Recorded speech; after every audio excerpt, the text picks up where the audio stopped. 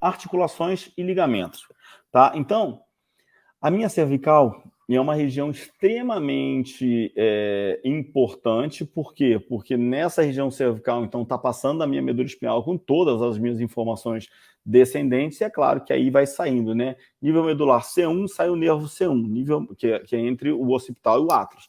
Nível medular C2, que é entre o atlas e o axis, sai o nervo C2. E aí eu vou ter na saída. Quanto mais baixo, né, no segmento da medula eu for falando, quanto mais baixo no segmento da coluna eu for falando, menos nervos ou menos estruturas nervosas eu tenho. Por quê? Porque já foi saindo para todos os segmentos. Então, quando a gente chega lá no sacro, então a gente tem a representação então da porção terminal da nossa medula espinhal, que é a nossa cauda equina. Então, por quê? Porque ali já saíram quase todos os nervos espinhais, tudo que tinha função. Então, quando eu falo de uma mobilização, de tratamento, de técnicas da lombar, né, são muito menos perigosas do que na cervical, porque na cervical compromete tudo. Na minha cervical, eu tenho que ter uma grande amplitude rotacional. Então, como eu tenho uma grande amplitude rotacional na minha cervical, a minha cervical, então, vai ter que ter uma proteção muito grande. Então, a gente vai ter o ligamento nucal. Olha a espessura do ligamento nucal, tá? Saindo lá da proeminência, da protuberância occipital externa, ou proeminência occipital externa, tanto faz, tá? Ele vai dar origem, então, toda aquela parte posterior, gerando instabilidade posterior nas vértebras, tá? Depois a gente vai ter os nossos ligamentos interespinhais. Lateralmente a gente vai ter os nossos ligamentos intertransversais.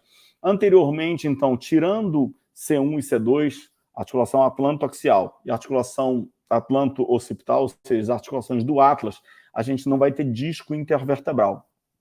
Tá? Depois, entre todas as vértebras, a gente vai ter a articulação facetária e a articulação que vai ser feita através, então, do nosso disco intervertebral, que a gente já começa a ver disco intervertebral entre C2, C3, C3, C4, e esses discos intervertebrais, então, vão servir como pontos de articulação através dos corpos das vértebras. Então, olha aqui, ó. Quais são os ligamentos, então, mais importantes e algumas características clínicas, então, dos segmentos? Então, a gente vai ter aqui na nossa esquerda o nosso ligamento longitudinal anterior. Na nossa direita, o nosso ligamento longitudinal posterior. Os ligamentos longitudinais, se a gente for observar nessas imagens aqui, a gente percebe que esses ligamentos longitudinais, o anterior, abraça toda a parte anterior da vértebra. Até aonde? Até o pedículo. Até a transição, então, do corpo com o processo transverso. Aí ele tem uma limitação. Então, eu abraço toda a parte anterior. Quando eu abraço toda a parte anterior, eu posso ver aqui na minha imagem esquerda que eu tenho duas vértebras, né? Uma vértebra em cima, uma vértebra embaixo, e entre as duas vértebras o disco intervertebral. Felipe, por que as minhas hérnias de disco, ou seja, por que o meu extravasamento do núcleo pulposo, tanto abaulamento, que a gente chama de protrusão discal, quando a gente fala de hérnia de disco, hérnia significa extravasamento. Quando o extravasamento é completo, ou seja, rompe todos os anéis fibrosos e extravasa, a gente tem uma extrusão discal. Quando a gente tem um abaulamento, rompe parcialmente e tem um deslocamento desse núcleo pulposo, formando um abaulamento que pode gerar uma compressão de estruturas nervosas, né, uma radiculopatia, por exemplo, aí a gente tem uma protrusão discal. Por que a gente tem hérnia de disco posteriores e mediais e não tem hérnia de disco, por exemplo, anterior ou só posterior? Porque anteriormente a gente tem o nosso ligamento longitudinal anterior que está abraçando a vértebra toda aí, tá? E mais, toda vez que a gente faz, a maioria dos movimentos que a gente faz no nosso dia a dia são movimentos de flexão, extensão. Toda vez que eu estou fazendo um movimento de flexão, eu estou deslocando esse meu núcleo posteriormente. Então, no meu dia a dia, o meu movimento maior vai ser flexão com rotação, flexão com rotação, flexão com rotação. Então, o tempo todo eu estou deslocando, tá, esse meu núcleo, então, posteriormente. Só que quando ele vai para posterior, ele encontra quem? Ele encontra o ligamento longitudinal posterior. Só que esse ligamento longitudinal posterior, ele também é limitado pelo processo transverso de um lado, pelo processo transverso do outro. Na verdade, pelo pedículo de um lado, pelo pedículo do outro. Então, eu tenho uma limitação. Então, esse abaulamento, tá? Eu tenho a colaboração, participação do Ari, que está falando, olha, eu tenho um abaulamento em L5, ele colocou L5S4, mas na verdade deve ser L5S1. Tem um abaulamento, ele é L5S1. É uma hérnia de disco? É. Se é abaulamento, é uma protusão discal. Se é entre L5 e S1, a gente imagina o quê? Que vai ser, então, ou posterior à direita ou posterior à esquerda. Por quê? Porque se ele for posterior medial, ele vai encontrar o ligamento longitudinal posterior, que dá uma proteção posterior. Se ele fosse anterior, primeiro, que ele seria associado ao movimento de extensão, e depois que ele encontraria o ligamento longitudinal anterior, que não deixaria escapar para frente. Então, quando ele escapa para trás, ele vai escapar para trás e para a direita, para trás ou para a esquerda. Por quê? Porque esse posterior e lateral para a direita ou para a esquerda é o único ponto, então, do corpo da vértebra que não vai ter, então, esse revestimento de ligamento longitudinal anterior ou posterior, tá? Depois a gente vai ter aqui à nossa esquerda o nosso disco intervertebral. Essa partezinha que a gente está vendo de verdinha aí, então, são os nossos anéis fibrosos. E na região mais central a gente vai ter o nosso núcleo pulposo. Então, o que acontece? Durante os nossos movimentos, esse disco intervertebral ele vai funcionar como se fosse uma mola entre os corpos vertebrais, diminuindo, então, impedindo o contato direto entre as vértebras, tá? Que geraria, então, uma artrose na coluna vertebral, e, ao mesmo tempo, permitindo um amortecimento e uma certa flexibilidade, um jogo para um lado e para o outro. Só que toda vez que ele está fazendo esse jogo de flexão, extensão, inclinação para um lado e para o outro, esse núcleo está sempre se deslocando em sentido oposto. Toda vez que a gente faz flexão, o núcleo se desloca para trás. Quando eu faço extensão, se desloca para frente. Quando eu faço inclinação para um lado, desloca para um lado, para o outro. Quando eu faço inclinação para a esquerda, desloca para a direita. Então, esse núcleo está sempre se deslocando e ajustando esse movimento. Como a gente faz muito mais movimento de flexão com rotação, esse disco, então, esse núcleo, então, ele está o tempo todo se deslocando para trás e para o lado, para a direita ou para a esquerda, associando isso a uma sobrecarga, associando isso a um excesso de força, então, eu posso ter, então, uma ruptura desses anéis fibrosos, um deslocamento maior do núcleo pulposo, que formaria, então, uma nossa protrusão discal, tá? Então, protrusão, abaulamento, tá? E agora, uma extrusão, então, quando eu tenho uma ruptura total dos anéis, e aí esse núcleo, ele escapa completamente. Então, as hérnias extrusivas normalmente são tratadas cirurgicamente, tá? Mas representam menos de 10% das hérnias de disco. As hérnias, então, que elas são de protrusão, elas são tratadas, então, conservadoramente, são relacionadas, então, com 90% a 95% das hérnias de disco, tá? Então, a grande maioria das hérnias de disco são por protrusão discal, ou seja, abaulamento, e, consequentemente, a gente consegue tratar de forma conservadora, com fortalecimento, fisioterapia. Do nosso lado direito, aí, a gente vê um outro ligamento extremamente importante, que é o nosso ligamento flavo ou ligamento amarelo. Só que, olha só, quando a gente fala do ligamento flavo amarelo, Felipe, mas eu confundo sempre esse ligamento aí com longitudinal posterior. Não, longitudinal posterior está posterior ao corpo vertebral. O flavo e amarelo está posterior à medula espinhal, a passagem da medula espinhal. Então, dentro do nosso forame, do nosso forame vertebral, anteriormente a gente tem o ligamento longitudinal posterior, posteriormente a gente tem o ligamento flavo amarelo. Então, esse ligamento longitudinal posterior, tá, e o ligamento flavo amarelo, eles estão, né, dando estabilidade para a coluna vertebral e, ao mesmo tempo, protegendo a medula espinhal nesses sentidos. Aqui a gente tem os ligamentos ainda interespinhais, que, como a gente já vê, eles estão posicionados, então, né, entre os processos espinhosos das vértebras, e o ligamento, então, supraespinhal, que, na verdade, é aquele ligamento mais externo, então, bem no ápice, então, na ponta dos processos espinhosos, descendo, então, cada segmento, então, cada vértebra aí de uma vértebra para outra. Aqui a gente vê o ligamento nucal, então, destacado, então, que é um ligamento, claro, nucal, né, da região cervical, tá? E aí a gente vê as articulações e ligamentos costovertebrais, tá? Que são específicos, então, da torácica. Então, aqui, ó, ligamento específico da cervical, ligamento nucal, ligamento e articulações costovertebrais, ligamentos específicos, então, da nossa torácica. E aí, uma coisa que eu já tinha respondido a pergunta aqui, tá? Do pessoal da Bioenergia em Movimento, relação das vértebras com os níveis medulares. Então, só para a gente reforçar, mas que já foi falado hoje.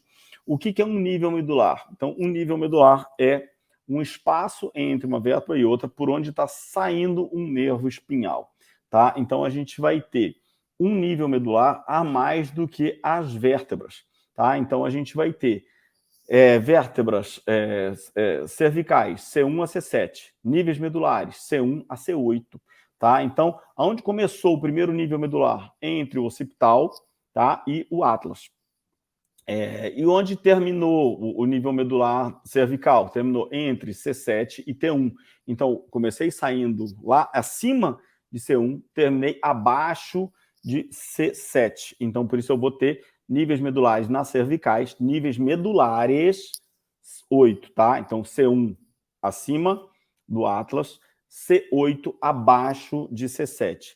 De torácica para baixo, então, a gente vai ter sempre um nível medular localizado abaixo. Então, primeira torácica, ou seja, T1, abaixo dela, nível medular T1. Do nível medular T1 sai o nervo espinhal T1, tá? Que é o último nervo espinhal que vai compor aí o nosso plexo braquial, ou seja, a raiz vai ser o tronco inferior do nosso plexo braquial, formado, então, pelo nosso C8, nível medular C8, tá? Ou seja, saída do nervo entre C7 e T1, e depois nível medular T1, saída do nervo, então, entre T1 e T2, tá? E é claro, se a gente está falando, então, de estabilidade, quem dá estabilidade, então, são essas estruturas articulares e ligamentares da nossa coluna. Então, durante o movimento, essas estruturas, então, elas sofrem tensão, que é o que a gente vai estar vendo agora aqui, ó. Isso acontece durante todos os movimentos. Ó. Durante a flexão, eu tenho uma tensão aqui no nosso ligamento interespinhal. Durante as inclinações, a gente tem um aumento de tensão, então, desses nossos ligamentos intertransversais. Então, esses ligamentos, o disco intervertebral que está aparecendo, vai estar aparecendo lá na frente, então, os nossos ligamentos, nossos discos, que estão entre os processos, entre as apófises, nossas cápsulas articulares, cápsula articular da articulação apofisária está representada em azul ali à direita. A gente pode perceber que durante o movimento, essas estruturas elas estão o tempo todo recebendo tensão, tá? E gerando ao mesmo tempo estabilidade. Então, eu tenho mobilidade na coluna, eu tenho mobilidade, movimentos entre as vértebras, mas ao mesmo tempo eu tenho que ter estabilidade e ao mesmo tempo, então, eu tenho que ter uma função, então, protetiva, que essa função protetiva ela está sempre relacionada, então, à função protetiva, principalmente do segmento do sistema nervoso relacionado, então, àquele segmento da coluna. Lembrando que quanto mais superior, então, maior vai ser a gravidade, né? Maior vai ser a quantidade de neurônios, de axônios que está passando, então, formando essa nossa medula espinhal, tá? Voltando para cá, então, tá? Quais são os movimentos da coluna? Então, quando a gente pensa em movimentos da coluna, o que a gente tem que lembrar? Eu tenho movimento de vértebra, tá? Que vai ser o movimento de uma vértebra em relação ao outro. Então, exemplo aqui, adicionando no vídeo. Movimento de rotação. Eu sempre coloco esse vídeo aqui, que ele é clássico, tá? Movimento de rotação atlantoaxial. Movimento de grande amplitude, movimento que está acontecendo no plano transversal, através do eixo longitudinal, movimento de rotação. Felipe, movimento de rotação aqui é beleza. Mas quando a gente fala de movimento de rotação de forma geral, eu estou falando do movimento de rotação da coluna. Então, quando eu falo de movimentos da coluna, eu estou pensando na somatória desses movimentos das vértebras, não só na atlantoaxial, tá? Eu estou pensando, então, em todos os segmentos, tá? Aqui tem uma perguntinha aqui, uma dúvida, tá? Do pessoal, de novo, da Bioenergia. Obrigado aí pela participação sempre aqui no nosso canal, tá? Situação clínica, tá? Pedindo para falar um pouquinho da situação clínica do espessamento do ligamento amarelo. O que acontece? Então, vamos lá. Olha só, o que eu tenho que lembrar? Voltando aqui, 2, 3, 4 slidezinhos, tá? A gente vai ter o ligamento flavo amarelo. O que é o espessamento, então, de ligamento? Quando pode acontecer o espessamento de um ligamento? Quando eu tenho, por exemplo, uma estrutura desgastada, uma estrutura que sofre, por exemplo, né? Como que a gente faz, então, para ter uma hipertrofia muscular? A hipertrofia muscular ela não é derivada do exercício. A hipertrofia muscular vai ser derivada do dano muscular que a gente vai causar durante a atividade. Então, por exemplo, você faz microlesões no músculo porque você gera uma sobrecarga. Qual vai ser a resposta àquela sobrecarga? Uma hipertrofia, que vai ser como resultado disso, então, um aumento de fibras. Então, eu tenho que ter um estímulo, eu tenho que ter microlesões e eu tenho que ter um tempo de recuperação entre um estímulo e outro estímulo para eu ter o tempo de resposta, que vai ser o tempo de hipertrofia. Beleza? Felipe, mas por que você está fazendo essa analogia? Porque quando eu tenho, por exemplo, situações aqui, tá? Que eu tenho um aumento de um estresse. Aqui eu estou vendo, por exemplo, eu não estou vendo o flavo amarelo, porque o flavo amarelo está por dentro. Tá? Então, eu estou vendo essa vértebra aqui meio de lado, eu estou vendo ali o nosso disco intervertebral, eu estou vendo aqui o interespinhal, tá? Eu estou vendo aqui os meus... Ela tá virada, né, para a direita. Tá? Então, o que está aparecendo aqui em vermelhinho também é o intertransversal, o que está aparecendo verdinho esticando agora é o interespinhal, lá na frente está aparecendo o disco intervertebral. Então, eu tenho essas estruturas todas atuando durante os nossos movimentos. Quando eu tenho um excesso de carga sobre uma estrutura dessa, eu posso ter um desgaste, consequentemente, né, uma microlesões. E qual vai ser a minha resposta? Minha resposta vai ser, então, uma recuperação através de produção de tecido fibroso, aumento de tecido fibroso. O que vai acontecer? Como esse ligamento flavo amarelo ele está localizado lá no nosso forame, se eu tenho um espessamento do forame, eu posso diminuir o tamanho, a luz do canal, tá? E, consequentemente, gerar como se fosse uma estenose mesmo, tá? Do canal. E a partir do momento que a gente gera uma estenose desse canal, então a gente gera uma diminuição da luz do canal e, consequentemente, pode gerar uma compressão da medula. Felipe, é comum? Não, tá? É uma coisa rara. Tem algumas pessoas que têm um espessamento patológico desse ligamento, tá? Do mesmo jeito que tem pessoas que têm frouxidão ligamentar e que tem uma situação ligamentar diferente. Isso vai variar muito de pessoa para pessoa. Mas vai variar também do quê? Do segmento para o segmento. Tá? Então, lá na cervical, meu espaço é menor. Tá? Por quê? Porque a minha medula lá em cima é mais espessa, tá? Porque eu tenho muito mais estruturas nervosas passando por ali. Então, qualquer espessamento desse ligamento flavo amarelo, tanto do flavo amarelo quanto do ligamento longitudinal posterior, que são ligamentos que estão dentro do forame vertebral, eles vão comprometer, então, o espaço do forame vertebral. Tá? E aí o espaço do forame vertebral vai comprometer diretamente, então, a minha passagem da medula, podendo gerar uma compressão e aí, então, podendo gerar, então, os sinais de compressão que a gente vai ter de sistema nervoso. Agora, mais baixo, tá? Eu vou ter mais espaço livre, por exemplo, lá na lombar, no sacro, eu vou ter minha cauda equina, eu vou ter a minha chance de comprometimento, então, vai ser muito menor, tá? Então, meus movimentos aqui, ó, flexão e extensão, são movimentos que acontecem no plano sagital, inclinações são movimentos que acontecem no nosso plano frontal, e as rotações são os nossos movimentos que acontecem no plano transversal. E aqui, então, a gente já pode ver ó, os nervos e os plexos, tá? Então, aqui, à esquerda, então, a gente já vê com corte transversal, tá? E olha no corte transversal o que a gente consegue observar, então.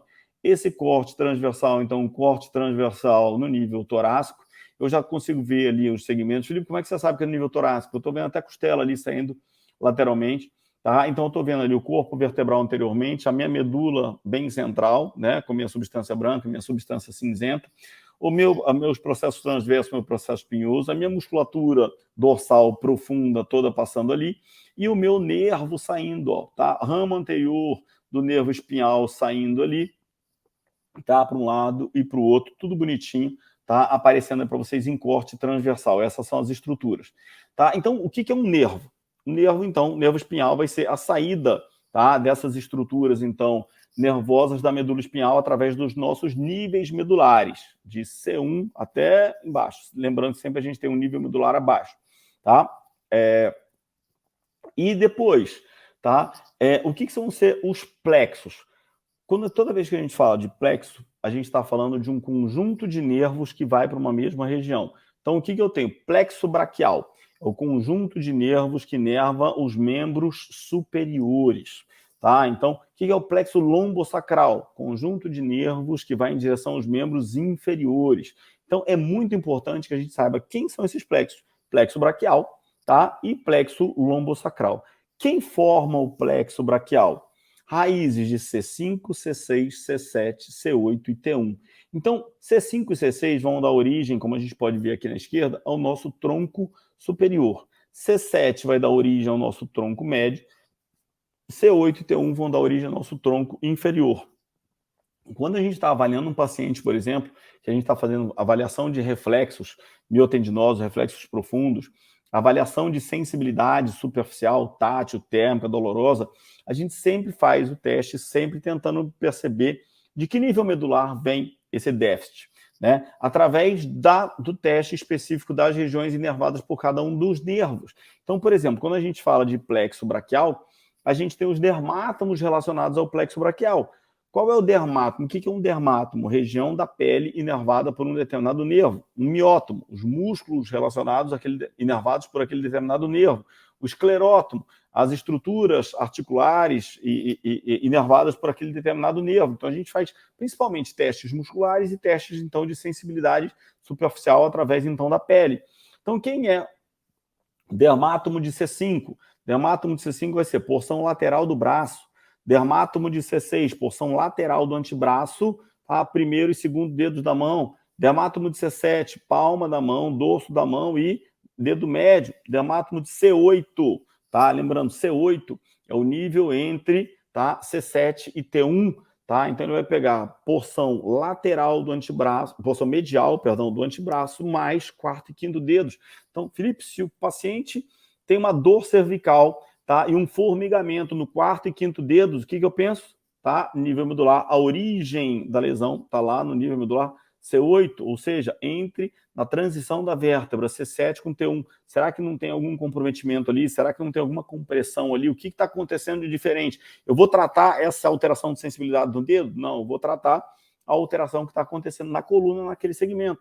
Nossa, mas se a alteração de sensibilidade, então, está aqui, né, em C5, aí você vai direto lá para o nível medular C5, e assim vai. E eles vão dar origem, então, aos ramos posteriores, raízes do plexo braquial, que a gente pode ver destacado aí, as divisões do plexo braquial, tá? E aí vão ter os nossos principais nervos, subescapular superior, nervo tóraco-dorsal, nervo peitoral lateral, mas principalmente nervo axilar, nervo radial, nervo mediano e nervo ulnar e nervo músculo cutâneo. Esses são os nervos mais distais e os principais relacionados à inervação, então, de membros superiores. Músculo cutâneo, axilar, radial, mediano. Mediano a gente lembra sempre a síndrome do túnel do carpo, tá? A síndrome do túnel do carpo, então, quando a gente tem uma compressão do nervo mediano na passagem do túnel do carpo, principal sintoma, perda de força de preensão e dor, né, nesse segmento aí. Então, nervo mediano e depois o nervo ulnar. Lembrando, então, que ulnar e radial estão relacionados, então, com os nossos ossos, né? Rádio e ulna, rádio lateral, ulna medial. E depois, nosso plexo lombosacral. Então, lá no nosso plexo lombosacral, então, a gente vai pegar ó, a raiz de L4, raiz de L5, a raiz de L4 e L5, né? As raízes de L4 e L5 formam o que a gente chama de tronco lombosacral.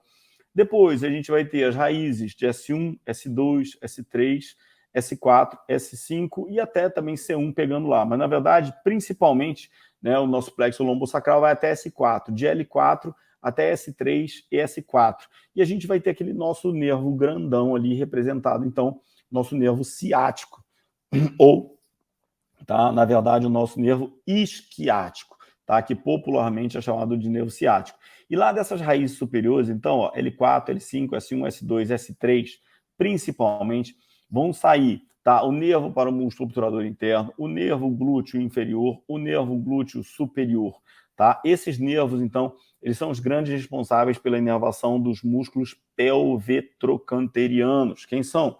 Glúteo máximo, glúteo médio, glúteo mínimo, piriforme, quadrado da coxa, gêmeo superior, gêmeo inferior, obturador interno e obturador externo, tá? São os nossos grandes músculos lá pelvitrocanterianos, tá? Fora, Felipe, os músculos do assoalho pélvico, junto com as vísceras pélvicas, estão diretamente relacionados com o nosso nervo pudendo. Se a gente observa aí, o nervo pudendo, ele vem de S2, S4, tá? Então, o nervo pudendo, então, que é formado pelas raízes de S2 a S4, então, vão inervar, então, o nosso assoalho pélvico, vão inervar, então, as nossas vísceras, genital e tudo. Então, é muito importante que a gente conheça essa inervação, tá? E para fechar, né, a gente tem que pensar em técnicas, então. Como é que a gente trabalha tanto na prevenção quanto no tratamento? Sempre a gente trabalha com duas técnicas muito específicas, aí, principalmente para quem trabalha na fisioterapia, que são técnicas de mobilização e técnicas de manipulação.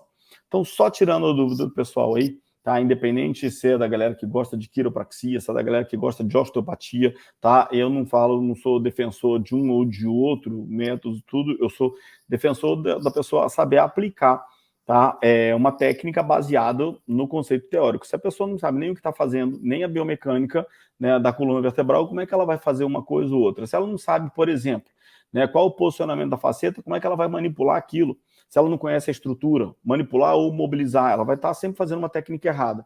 Então, quando a gente fala de técnicas, a gente tem técnicas de mobilização, tá? As técnicas de mobilização, então, são técnicas que a gente faz, são técnicas mais suaves, com maior número de repetição e que a gente vai estar o tempo todo mexendo e deslocando, tentando, buscando o reposicionamento adequado daquele segmento. E a técnica de manipulação, tá? É a técnica, então, que as pessoas conhecem, então, como estalar a coluna. Nossa, eu vou estalar a coluna. Você está manipulando. Então, é um movimento de amplitude pequena e velocidade grande, tá? Então, são movimentos de grande velocidade, pequena amplitude, num sentido específico, com o objetivo, então, de restabelecer o movimento entre aquele segmento articular.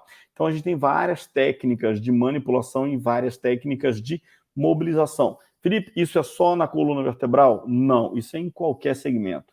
Tá? Em qualquer segmento, então, a gente vai ter técnicas de mobilização, técnicas de manipulação, mas em todos os segmentos a gente vai ter isso, tá? Tentando restabelecer esses movimentozinhos que a gente tem entre os segmentos, tá? Então, aqui, por exemplo, quando eu coloco para vocês o movimento de rotação da lombar, o movimento é pequeno? Sim, mas existem técnicas específicas para restabelecer esses movimentozinhos, por menores que eles sejam, de rotação, porque mesmo o movimento de rotação lombar sendo pequeno, é um movimento importante, tá?